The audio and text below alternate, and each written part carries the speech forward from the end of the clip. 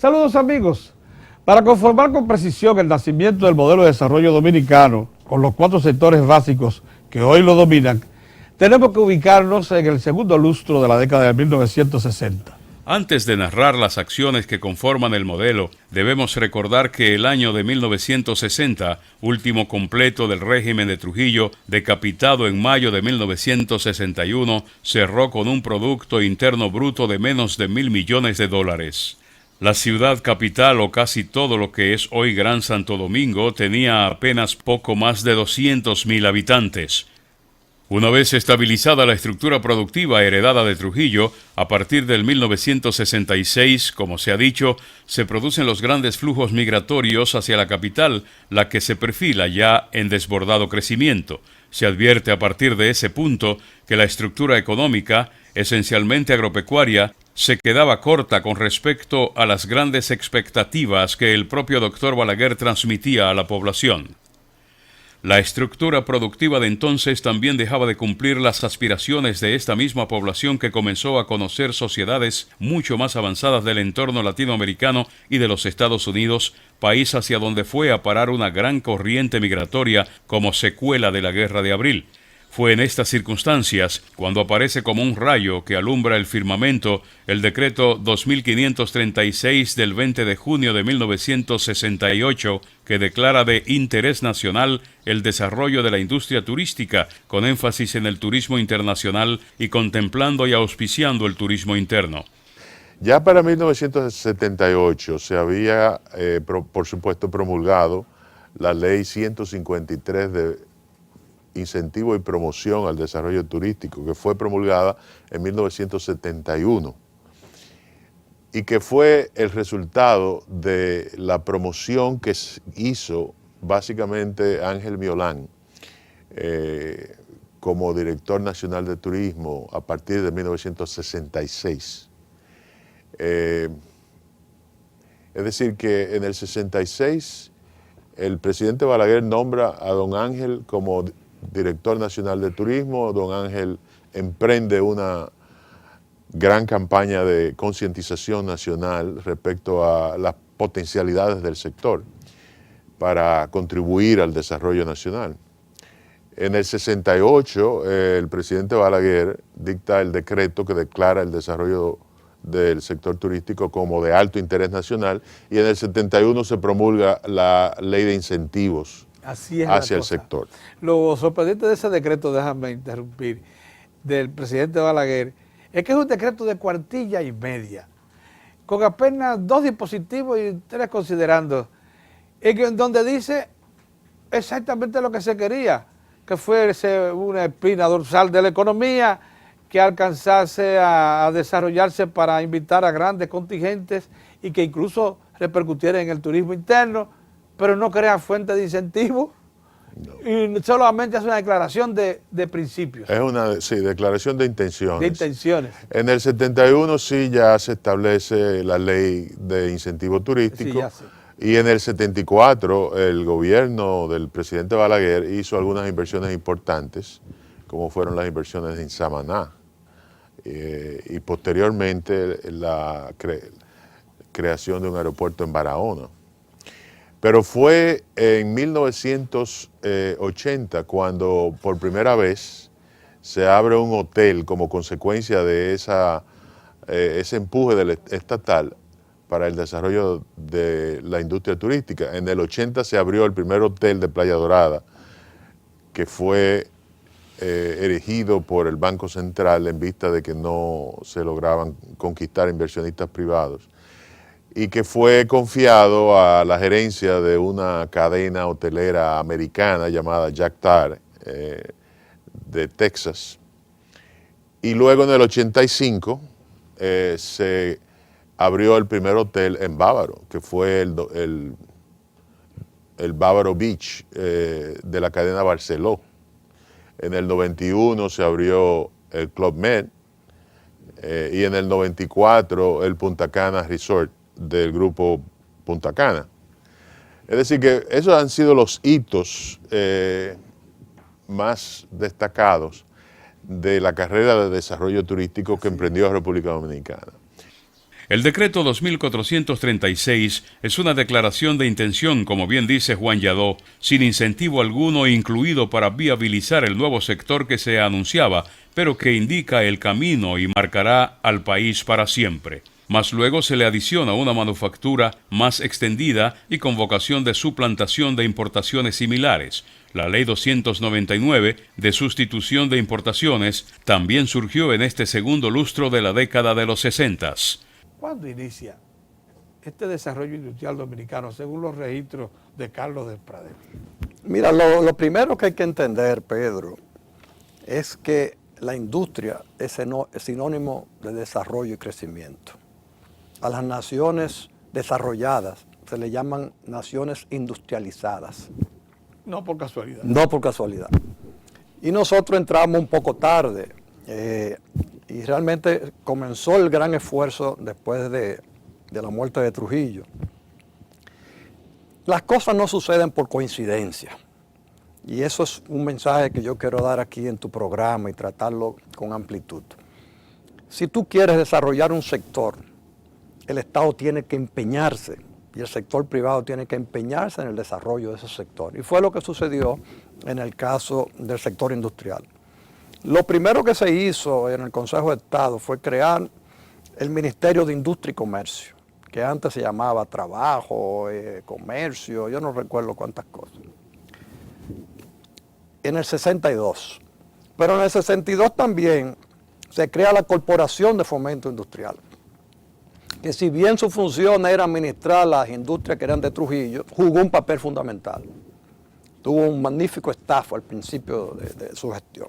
Pero también se creó en el 62 la Asociación de Industria, que en aquel momento y por mucho tiempo fue el eje fundamental del sector privado dominicano. Lo que los industriales decían era lo que se hacía y era el sector más influyente de la sociedad. Entonces, la creación de Fomento, la creación de la Asociación de Industria fue el inicio. ¿Qué hicieron los industriales? Nosotros necesitamos incentivos porque si no es imposible desarrollar la industria. Y en el gobierno del triunvirato se promulgó la famosa ley número 4 de incentivo industrial, que sirvió para el desarrollo industrial, pero lamentablemente fue utilizada también con fines políticos, porque la ley se fundamentaba en la importación libre de materia prima, pero fue utilizada también para comedores económicos, se importaban libre muchísimas cosas, y se fue deteriorando el propósito de la ley. Aquí hay un recuento de la política industrial en sus distintas etapas, que sería bueno seguir. Sigamos. Entonces, en el año 63-64 se crean una serie de incentivos adicionales. Se establece el encaje legal selectivo. Ahí comienza el encaje legal. Por esa época, sí, donde obligaba a la banca a prestar parte de sus préstamos al sector productivo, incluyendo básicamente a la industria. Se crea también el Fondo FIDE. Más adelante, el Fondo FIDE fue un fondo creado en el Banco Central para financiar con tasa de interés subsidiada al sector industrial. Pero se nutre de recursos del Banco Mundial, del Banco Interamericano, de la Agencia Internacional para el Desarrollo de los Estados Unidos. O sea que todo el mundo estaba involucrado en el desarrollo industrial del país. Y así se van creando una serie de facilidades. Entonces ya en el año 1967, 68, se crea la famosa Ley 299 de incentivo y protección industrial, que sustituye a la Ley número 4, que había sido criticada por las distorsiones que se estaban produciendo. Y ahí se fundamenta básicamente el desarrollo industrial, que fue al inicio del gobierno del doctor Balaguer. Pero fíjate que ya tenemos una asociación de industria muy fuerte, de hombres de empresa. Ya tenemos incentivos crediticios a través del FIDE y del encaje legal selectivo. Ya tenemos una ley de incentivos. O sea, se va creando todo un entramaje que sirve para impulsar al sector. No fue una coincidencia, fue una política deliberada. Incluso mucha gente le decía al doctor Balaguer que se estaban perdiendo impuestos porque se estaban dando muchos incentivos. Y Balaguer mismo dijo que ese era el precio que tenía que pagar por el desarrollo. Oye, qué visión tenía Balaguer. Él dijo, sí, yo estoy dejando de captar impuestos, pero eso es el precio que tengo que pagar por el desarrollo futuro del país. Y fue, entonces, la historia del sector está ligado a todas estas cosas que te estoy señalando. Así es. Y en esa época, 64, bueno, 65 no por la guerra, pero vamos a decir 66, 67, 68, toda esa década, principio del 70, el sector industrial fue el eje de la economía dominicana. Y el que quería hacer un buen negocio se metía a industrial. Oye, qué importante, porque ahí era que estaba la rentabilidad. O sea, el empresario buscando su rentabilidad se dedicaba a actividades productivas de creación de empleo. Pero no solamente, Pedro, de creación de empleo, sino de ir metiendo en la cabeza del obrero la disciplina, el horario. Porque antes el dominicano vivía de la agricultura, no tenía horario. Se levantaba temprano, pero no tenía que cumplir un horario. No tenía, que había un concepto de jerarquía que no sea el familiar. O sea, el desarrollo industrial ayudó muchísimo a cambiar la mentalidad del pueblo dominicano. La Ley 299 se consolida y fortalece desde 1970 y por los próximos 20 años. ¿Cómo nace este subsector? ¿En qué momento lo hace? ¿Y cómo va desarrollándose? Sí, la verdad que es una historia muy interesante, con características propias en función del tiempo y de las coyunturas, tanto locales como internacionales.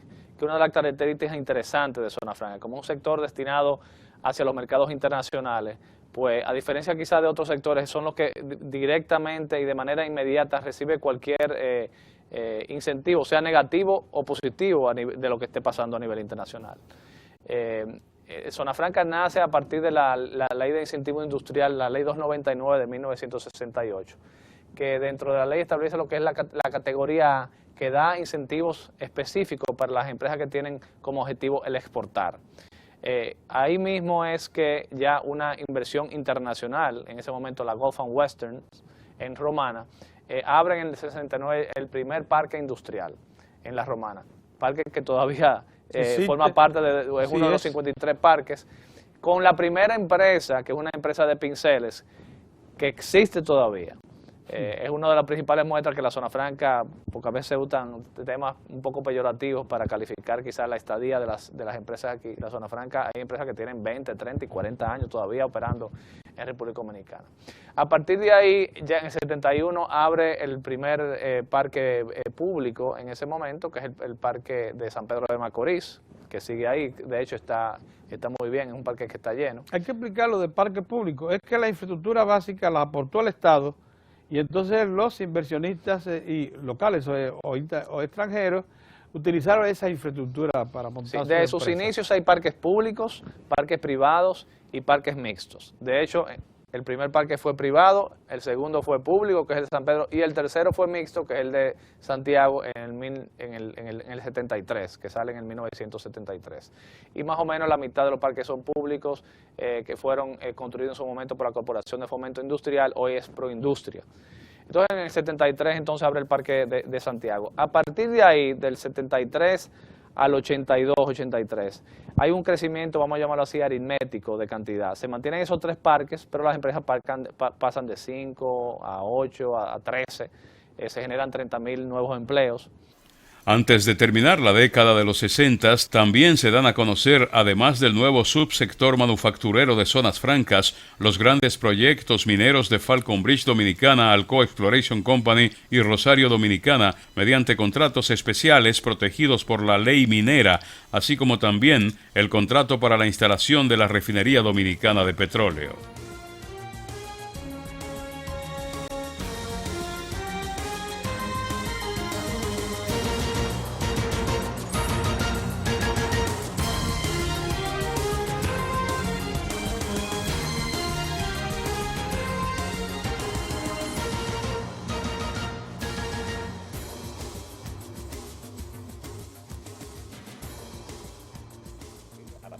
Nueva York a pronunciar un discurso ante el Foro de las Naciones Unidas el 2 de octubre de 1961. En su discurso, Balaguer, entre otras cosas, afirmó: La República Dominicana. Casi de inmediato, tan pronto despunta la década gloriosa de los 70s, se inicia el despegue de los nuevos sectores turismo y minería.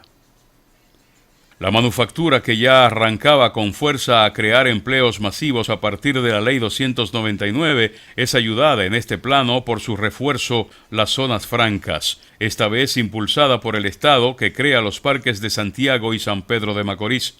Pero el modelo que hemos ido conformando tiene también otro potente motor, el de la minería, que arranca con fuerza también a finales de la década de los 60s. Procuramos a un experto para que nos diga las condiciones que motivaron tal cosa. Se trata del ingeniero de minas Julio Espaillat. Julio, ¿cuál es la zona que ha traído mayor interés para los inversionistas? ¿Y dónde se concentramos la mayor parte, primero de la explotación y luego de la exploración? Sí, fíjate, Pedro, esa pregunta es extremadamente importante porque hemos ido evolucionando a medida que se ha hecho más exploración en la República Dominicana, o yo diría en la isla, República Dominicana y Haití, porque la frontera es geográfica y lógicamente que la geología no tiene que ver con la geografía fronteriza y se extiende hacia Haití, hacia la República de Haití. Entonces, en este mapa que vemos de la Hispaniola, vemos que hay una zona en el centro que corresponde con la cordillera central, que tiene un color verde claro, y esa zona central... ¿Pero eso parte desde dónde? Bueno, parte prácticamente desde Haití, la parte más noroeste de Haití, que se ve allá en ese extremo donde se ven esos puntos rojos en Haití, ¿verdad? Altos, y se extiende prácticamente... Y baja hasta... Exactamente. El este profundo, ¿hasta dónde? Hasta prácticamente Santo Domingo, llamémoslo así, lo que es la cordillera central, y luego conecta ahí mismo con lo que es la cordillera oriental. Se ve ahí con lo que es esa zona de la Sierra de Yamasá. Ajá. Entonces, toda esa es la zona volcánica de la isla de la Hispaniola. La zona volcánica tiene la importancia, sobre todo para los recursos minerales metálicos, que es lo que nos estamos refiriendo en este momento. Son los muy valiosos, los que mejores precios. Correctamente, de que es el lugar en la isla donde hay potencial para encontrarlos, ya que para tener un yacimiento mineral de esta naturaleza, sobre todo los hidrotermales, necesitamos calor. Donde hay vulcanismo, ha habido calor, evidentemente. Necesitamos agua. Y este vulcanismo, en su mayoría, se produce en el fondo oceánico, en el mar. Hace, lógicamente, más de 80 millones de años, que es lo que se llama el periodo del Cretácico superior, hasta el Cretácico inferior, que es más o menos 110 millones de años. Entonces, entre 80 y 110 millones de años, en ese periodo, había muchos volcanes activos en el fondo oceánico. Eso quiere decir fuentes de calor, agua, porque el mar tiene mucha agua, y además en los volcanes hay azufre. Con esos tres elementos se puede generar cualquier tipo de yacimiento mineral, ya que el agua, al calentarse, y a ver azufre en el sistema, en los ambientes volcánicos, crean lo que se llama las celdas de convección, que es como una circulación de agua caliente. Esa agua caliente, al pasar por la roca, extrae ciertos elementos, llamemos el oro, el cobre, zinc, plomo y otros elementos que estén en la roca en pequeñísimas concentraciones, no económicas, pero las extrae, la pone en solución, y cuando esa solución llegan a ciertos lugares, donde cambia, por ejemplo, presión y temperatura, por decir dos parámetros, entonces se precipitan bajo mecanismos muy eficientes esos metales formando... la naturaleza, ¿verdad? Correctamente, formando yacimientos minerales. Entonces, lo que hacemos nosotros hoy día es buscar esas zonas donde ese mecanismo de precipitación fue muy efectivo y concentró los yacimientos minerales. Por eso no es de ninguna manera sorprendente que la explotación que ahora concentra la actividad de la minería dominicana se inicia en Cerro Maimón, que es donde está Compañía Minera Dominicana, prosigue inmediatamente con Pueblo Viejo, prosigue con Falcon Bridge. O sea que es por eso que por ahí se concentraron esas grandes cantidades de minerales. Sí, ese es un factor, pero mira, tenemos que ver que la primera explotación que se hizo de Pueblo Viejo, según los estudios que hay, se remonta a la época de los españoles. Parece que ya en esa época, aunque no está totalmente bien documentado, ya existían algunas extracciones de oro de donde está Pueblo Viejo hoy. O sea que si nos vamos a los 1500, parece que ya de ese momento algunas de las vetas de alta ley fueron realmente minadas. Luego, evidentemente, tuvimos la Falcon Bridge, como tú mencionaste, pero el proceso de la concentración de níquel en Falcon Bridge es diferente al que te he explicado, porque no tiene que ver esa concentración con los sistemas volcánicos directamente, sino que ha sido un proceso de alteración ya meteórica, llamémoslo, que ocurre en la superficie debido a la oxidación y la meteorización de ciertos minerales y rocas, los cuales hacen que se concentre el níquel, pero solo en la superficie. Y luego Cerro de Maimón, que como muy bien dice, sí es otro yacimiento, al igual que Pueblo Viejo, de origen hidrotermal, que tiene que ver con aguas calientes y tiene que ver con fuentes de calor y todas estas cosas. Bien. Aunque el Cerro Maimón lo que privilegia ahora mismo es el cobre, pero como usted dice, hay oro y plata también asociados. Correcto. En un segundo orden. Sí, no es correcto, es muy correcto, pero el cobre, el oro y la plata de Cerro de Maimón, igual que el zinc que también existe, se formaron bajo los mismos mecanismos. Sí, los cuatro elementos claro. se concentraron igual. ¿Por qué pudo haber sido que lo que llamamos el distrito minero central, ese que va desde Yamasá hasta, digamos, las estribaciones de La Vega, concentra la mayor parte de los minerales del país? Correcto, bueno, la mayor parte de los minerales conocidos hasta el momento, y eso es muy real, porque ahora, ¿qué sucede? Estos minerales, esta zona del distrito minero al que te refieres, tiene una ventaja, es que las mineralizaciones son aflorantes. Quiere decir eso. Y en zonas suavemente alomadas. Correcto, bajitas, muy fácil acceso. de muy fácil acceso. Pero ¿qué significa esto? La importancia para lo que es haber descubierto estos yacimientos minerales. Es que usted va caminando arriba de Pueblo Viejo y definitivamente cualquier geólogo ahora o en el pasado se hubiera dado cuenta de que ahí hay un gran potencial mineral porque se ve mucho óxido de hierro, el cual es típico de lo que se llaman sombreros de hierro o gozan. Y ahí se concentra el oro. Entonces está en la misma superficie. Lo mismo pasa en Cerro de Maimón, que en superficie había un gozan muy claramente definido, y caminando cualquier geólogo que tome una muestra y la manda a analizar, se va a dar cuenta que tiene alto contenido de cobre, tiene alto contenido de oro, de plata y de otros elementos. Bien, entonces, ¿qué implica eso? Que esos fueron los primeros yacimientos que se descubrieron. Como resultado, tenemos un modelo de desarrollo económico compuesto por 4 sectores básicos: agropecuario y agroindustrial, manufacturero y de zonas francas, minero metálico y no metálico, y de turismo y servicios. ¿Por qué usted cree que tuvo que ser en la década de los 60 y más bien en el segundo lustro de los 60, o sea, del 66 al 70, cuando se define lo que llamamos el modelo económico dominicano? ¿Por qué institucional y legalmente es esa la época en que surge? ¿A qué usted interpreta? Bueno, entre otras cosas porque la década de los años 60 está marcada por el conflicto de abril. Y como es natural, esa guerra de abril, digamos que definió lo que es el antes y el después de la economía dominicana. Porque si bien es cierto que esa década fue muy accidentada con la caída de la dictadura y todo lo que implicó el reordenamiento de la economía dominicana después de la dictadura, en lo cual yo pienso que la guerra de abril fue una consecuencia, ¿no? Y no sé hasta qué punto, si una necesidad para que se definiera lo que era el devenir de la economía dominicana, ¿no? A partir de ahí, lógicamente, ese grupo ese grupo económico que se benefició o se aprovechó de lo que fue la estructura trujillista, pues yo creo que pasó ya a ocupar su espacio, o sea, logró hacerse su espacio después de la caída de Trujillo. Y por supuesto el Estado, que emerge como un gran empresario, el mayor empresario de la economía, con todo lo que comparte de lo que todavía quedaba, que era bastante, ¿no? De ese conglomerado de Trujillo, se creó CORDE, se creó incluso, que me llama mucho la atención de tu trabajo, aunque con anterioridad al 65 ya se habían aprobado algunas leyes, como fue la ley de mercado de valores, que todavía yo creo que es uno de los grandes de los grandes limitantes del desarrollo del mercado. O tarea por materializar. Exacto, sí. Exacto. Pero aun cuando se habían creado algunas leyes, la realidad es que tuvieron su empujón, digamos, su despegue después del 65 y ya con un gobierno como el del doctor Joaquín Balaguer.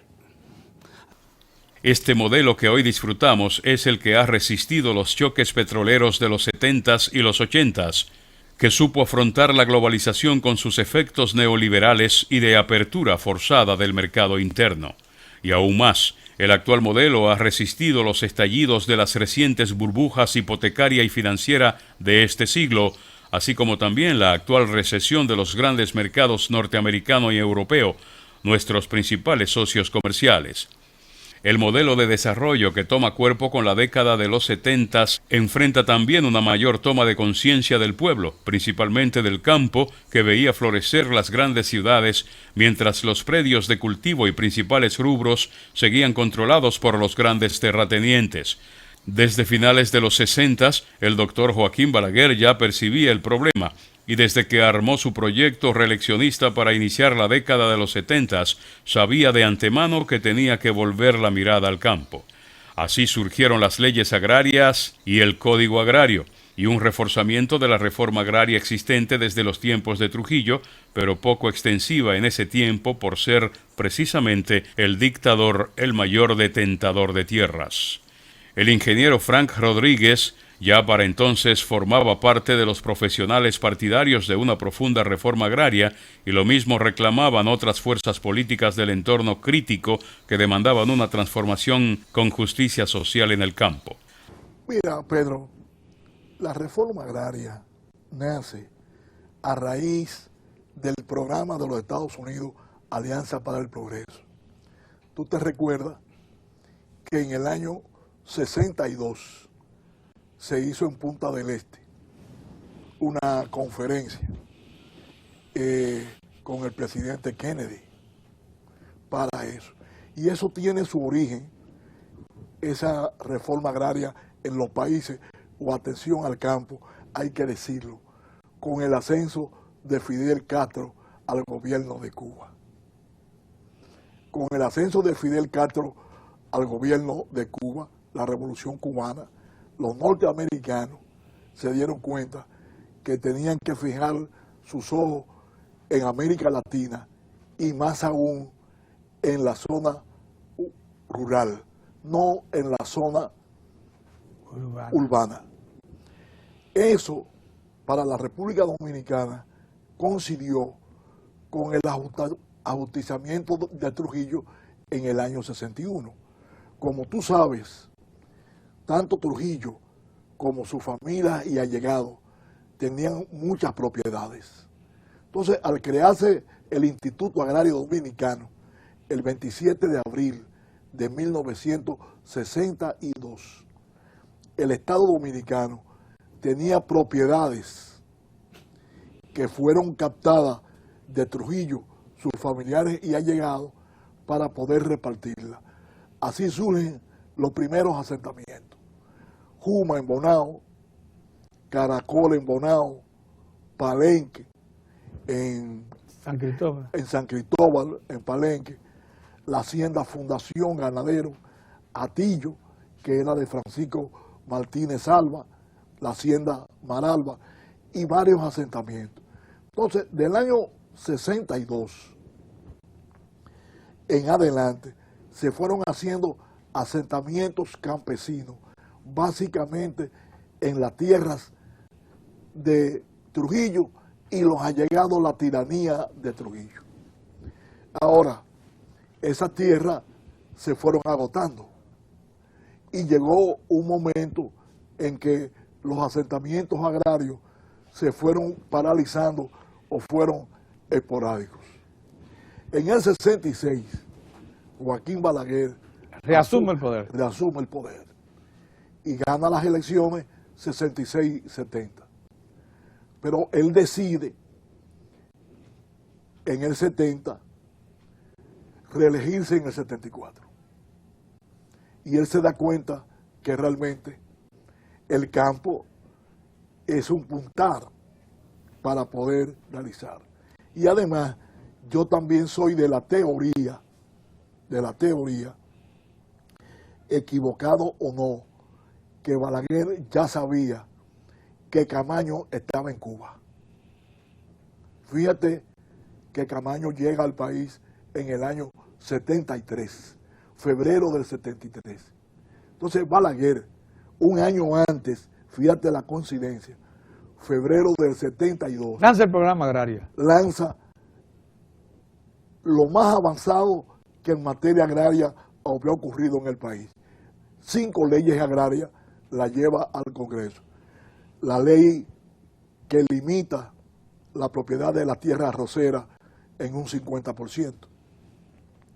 La ley del latifundio, la ley de parcería, la ley de tierras baldías y la ley luego que convierte los asentamientos arroceros derivados de la ley 290 en asentamientos colectivos, con el propósito de que la propiedad no se disperse.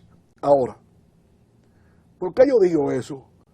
Que la posible venida de Camaño influyó, porque al afectar la tierra arrocera a no más de 500 tareas por propietario, Balaguer puede hacer una distribución masiva y efectiva. ¿Por qué?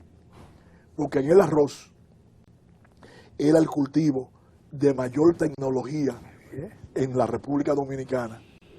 Irrigado, todo el arroz era bajo riego y además eran los trabajadores que tenían mayor preparación. Por eso Balaguer comienza a repartir la tierra arrocera. ¿Y a quiénes se la distribuye? Básicamente a los propios trabajadores de los dueños de la tierra arrocera, con lo cual, aparte de una transferencia de tierra, también fue una transferencia de dueños y una transferencia de tecnología. Pero además... Con muy buenos resultados, porque hoy en día los asentamientos arroceros entregan más del 50% de la cosecha nacional de arroz. A eso vamos sí. Más adelante. Y además afecta también tierras baldías, declarándola de utilidad pública. Correcto. Y además afecta parcialmente el latifundio y algunas acciones a favor de la parcería.